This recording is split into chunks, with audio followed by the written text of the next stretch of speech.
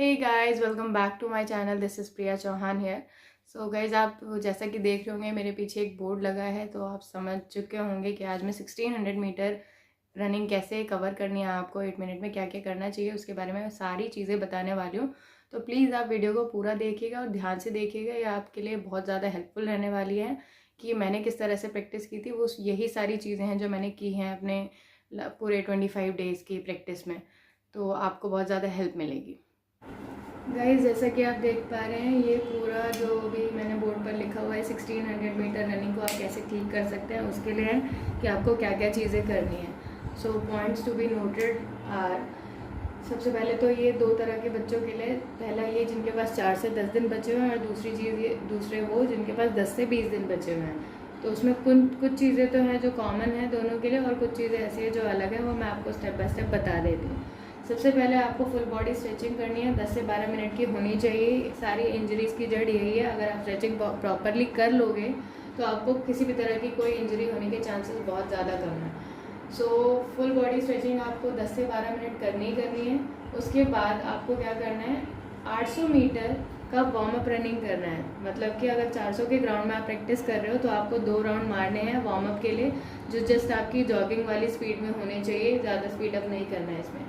जैसे ही आपकी 800 मीटर ख़त्म होता है उसके बाद आपको करनी है एक्सरसाइजेज में आप स्टार्ट करोगे जंपिंग एक्सरसाइजेज से, और इसमें क्या है, आपकी हैवी एक्सरसाइजेज जितनी भी है वो आ जाएंगी, और ABC ड्रिल्स जो हैं ये आ जाएंगी। सो ये जो है आपको 10 से 15 मिनट तक करना है। एंड गाइस, ABC ड्रिल अगर आपको नहीं जानते, आप कौन सी वीडियो देखें, आपको समझ नहीं आया तो मैं लिंक डिस्क्रिप्शन में दे दूंगी, जिस चैनल का दूंगी आप वो जाके देख सकते हैं। इंपॉर्टेंट चीज़ ये है गाइस, जैसे आप हैवी एक्सरसाइज या ABC ड्रिल्स ख़त्म करते हैं उसके जस्ट एकदम से आप तो 4 किलोमीटर लॉन्ग रन के लिए जा नहीं पाओगे क्योंकि आप बहुत ज़्यादा थके हो। तो आप क्या करना है, ये 2-3 मिनट का बीच में, यानी कि ABC ड्रिल करने के बाद 2-3 मिनट रिलैक्स हो जाना थोड़ा। उसके बाद जो है 4 किलोमीटर रनिंग करना, या फिर जो भी स्प्रिंट्स आप मारने जा रहे हो वो मारना। तो ऐसा मैं इसलिए कह रही हूँ क्योंकि फिर आपके बॉडी दोबारा से थोड़ी सी रिलैक्स होकर करेगी तो आप इतना कर पाओगे। इम्पॉर्टेंट बात यह है, जो आप 2 से 3 मिनट का रेस्ट लोगे हैवी एक्सरसाइजेस के बाद, उसमें आपको बैठना बिल्कुल भी नहीं है, चलते रहना नॉर्मली, या बॉडी डाउन करके रिलैक्स कर लेना। तो जैसे ही आपकी एक्सरसाइजेस ख़त्म होती है 10 से 15 मिनट करके, इतना कम से कम करना ही करना है।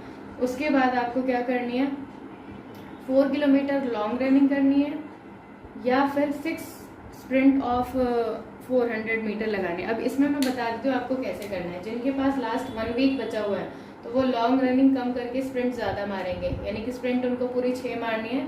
लॉन्ग रनिंग में आप 2.5 से 3 किलोमीटर कर सकते हो।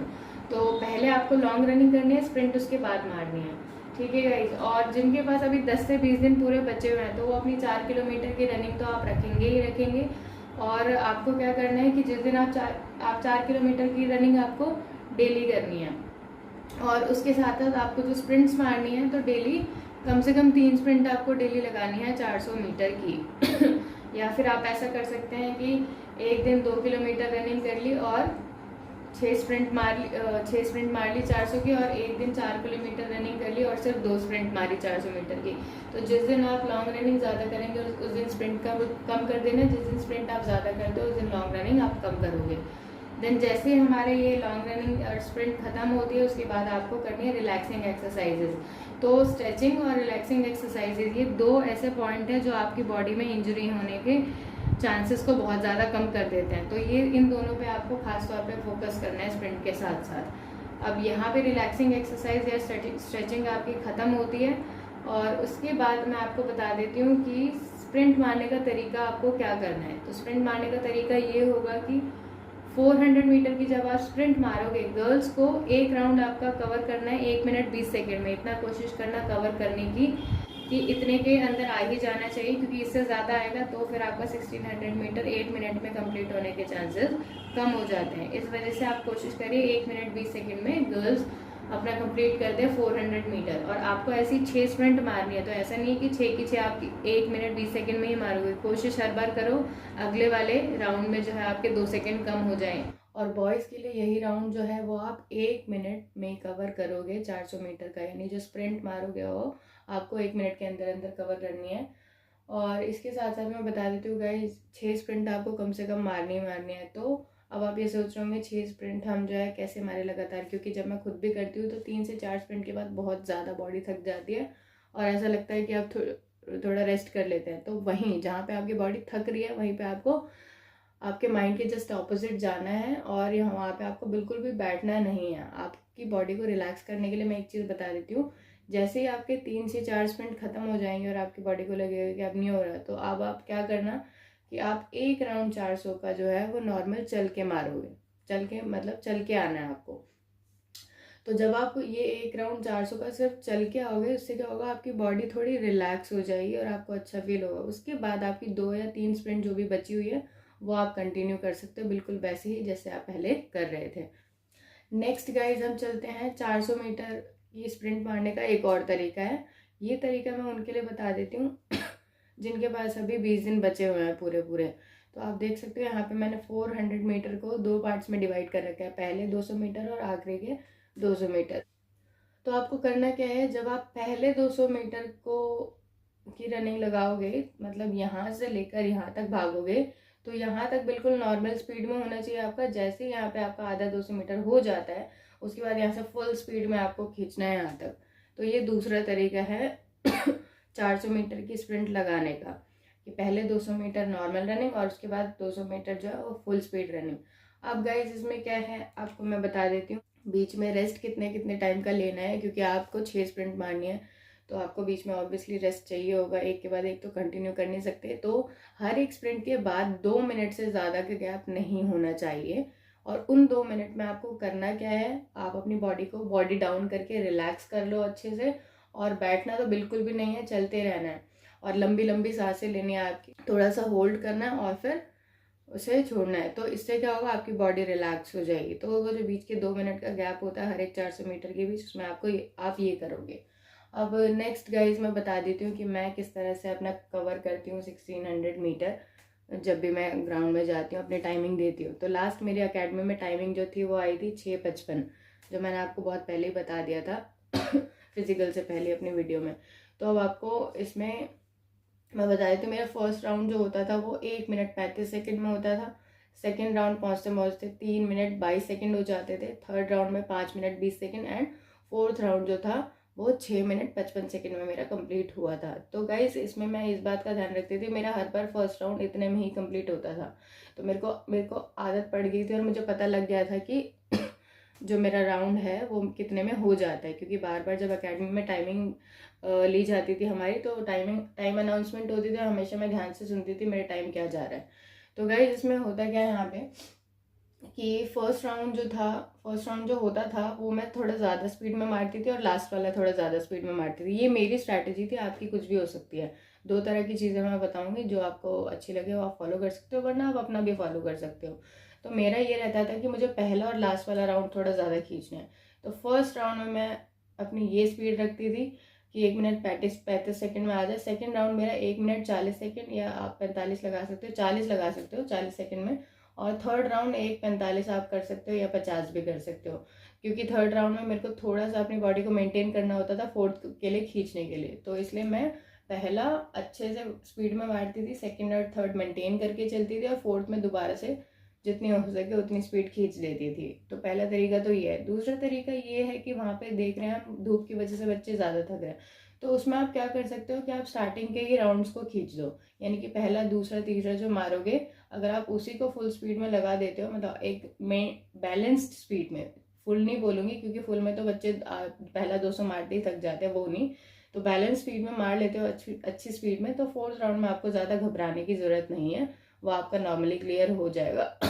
और लास्ट का जब भी आप 1600 मीटर कर रहे होगे, लास्ट का ये जो इतना पोर्शन रहता है यानी 150 से 200 मीटर, वो तो आपको ऐसे भागना है जैसे आपकी ज़िंदगी की आखिरी रेस हो, समझ जाना ऐसा, तो आपकी रनिंग ज़रूर क्लियर हो जाएगी। तो गाइज़ ये तो मेरा तरीका रहता था। अब इसके बाद एक इम्पॉर्टेंट चीज़ बता दूँ गाइज़, फिजिकल से एक दिन पहले आप किसी भी तरह की कोई एक्सरसाइजेज नहीं करोगे, आपको कंप्लीट रेस्ट देना है अपनी बॉडी को, क्योंकि अगर आप करते हो तो आपकी परफॉर्मेंस जो है वो थोड़ी सी डाउन आ सकती है फिजिकल डे वाले दिन, क्योंकि हमारी बॉडी को रिलैक्स चाहिए होता है अगर कोई भी अच्छी परफॉर्मेंस देनी होती है। उसके अलावा जो बच्चे बहुत सारी चीज़ें गलत कर रहे हैं वो मैं बता देती हूँ कुछ।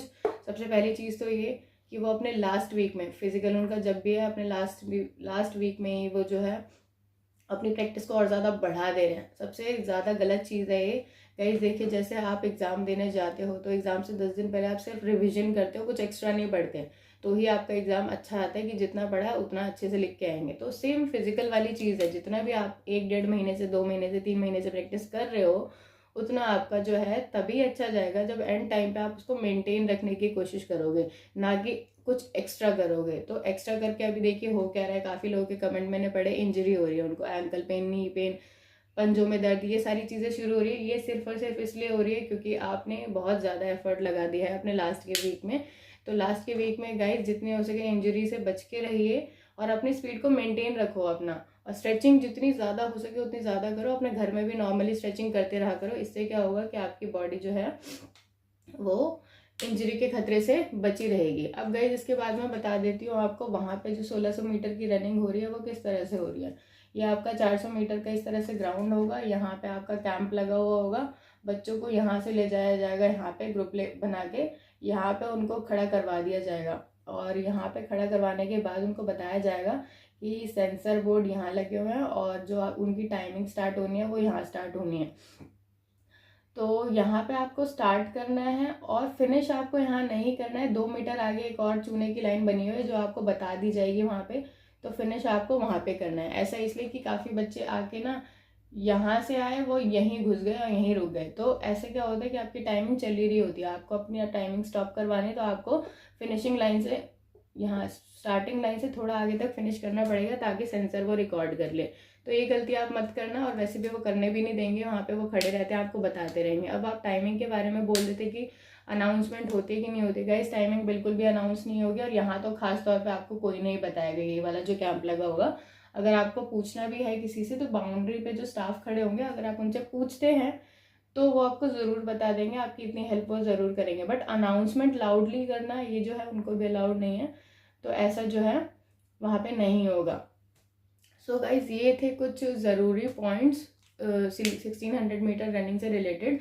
एंड आई होप कि इतना अगर आप अच्छे से कर लेते हो ना समझ के, तो आपकी टाइमिंग ज़रूर जो भी 8 मिनट या 6 मिनट दी है उसके अंदर ही आने वाली है। गाइज मैंने सिर्फ 25 डेज ही प्रैक्टिस की थी, ऐसा नहीं है कि मैं 2-3 महीने से प्रैक्टिस कर रही थी, क्योंकि 2 महीने तो मेरे इंजरी को ठीक करने में ही लग गए थे। तो लास्ट के जो 25 डेज बचे हैं उसमें मैंने फुल ऑन प्रैक्टिस किया, अपना अच्छे से बढ़िया परफॉर्मेंस दी है। उसके बाद जो है मेरी टाइमिंग इतनी आई है। हालांकि लास्ट ही डे मेरे को इंजरी हो गई थी, but it's okay, ends well then all well. वही वाली बात है कि मैंने फिर भी अपना टाइमिंग मेंटेन करके 1600 मीटर कवर कर लिया था 7 मिनट 32 सेकेंड के अंदर। सो गाइज आई होप कि आपको ये सारी चीज़ें समझ आ गई होंगी। Thank you so much for watching this video. So guys अगर आपको ये वीडियो अच्छी लगी हो, थोड़ी सी भी हेल्पफुल लगी हो, then do like this video and subscribe to my channel. जय हिंद, जय भारत।